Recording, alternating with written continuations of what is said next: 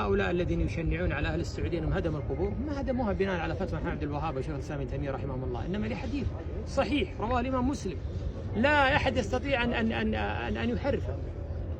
أتوا عند قول النبي عليه الصلاة والسلام ولا قبرا مشرفا إلا سويته، يقول سويته أو بنيته. من يفهم ذلك؟ الإشراف عكسه إيش؟ تسوية. مشرف من الأرض فسواه. فالذي يقول لك هدمتم القبور لا تحبون أهل البيت، يقول النبي هدمها، أمر النبي بهدمها. الذي يقول لك هؤلاء يحرمون الاستغاثة بالنبي، يقول الله تعالى في كتابه نهى عنها. فمشكلة هؤلاء القوم مع قال الله مع قال رسوله، لا مع أهل السعودية ولا مع من يقول يا الله. فهمت؟ الله يحفظكم ورعاكم. إنما القبور النبي قال إني كنت نهيتكم عن زيارة القبور، كان محرمة في صدر الإسلام. النبي نهى الصحابة لما تمكن الإيمان والتوحيد في قلوب الصحابة، قال إني كنت نهيتكم عن زيارة القبور، ألا الآن لما تمكن التوحيد ألا فزوروها. لماذا يا رسول الله؟ ألا فزوروها فإنها تذكركم إيش؟ الآخرة. فالنبي قال عليه الصلاة والسلام زوروا المقابر لتذكر الآخرة، يعني المقصد الأول لزيارتنا المقابر أن نتذكر الآخرة بناء على وصية محمد عليه الصلاة والسلام، والمقصد الثاني أن ندعو لهم بالرحمة والمغفرة بناء على اتباع سيدنا محمد عليه الصلاة والسلام. فسيدنا رسول الله لما زار البقيع ولما زار شهداء أحد علمنا السلام عليكم أهل الديار من المؤمنين والمسلمين وإنا إن شاء الله بكم للاحقون، نسأل الله لنا ولكم العافية، ودعا لهم بالرحمة والمغفرة. وما زاد على ذلك. من أنت حتى تقرأ القرآن وتطيل؟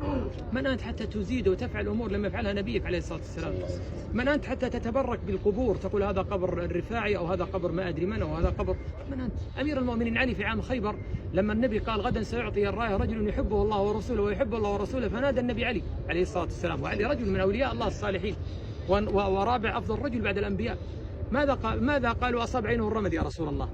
فبصق النبي في عين علي. النبي مبارك عليه الصلاة والسلام، جعل الله في ريقه بركة، في شعره بركة، في عرقه بركة، وهذه خاصة بالأنبياء ما انتقلت إلى أبا بكر ولا عمر ولا عثمان ولا علي. فبصق النبي في عين علي فأذهب الله ببصاق سيدنا رسول الله ما أصاب عين علي. هنا مسألة مهمة، لماذا علي ما بصق في عينه؟ لماذا علي ما مسح عينه وهو رجل يحبه الله ورسوله ويحب الله ورسوله؟ لأن هذه خاصة بالأنبياء. فمن قال لك الآن أن والله صاحب القب هذا ولي صالح ونتبرك به، أو الشيخ هذا ولي صالح، كله ليس أفضل من أمير المؤمنين علي، فهو ما استطاع أن يذهب الرمد عن عينه. هذه خاصة بالأنبياء.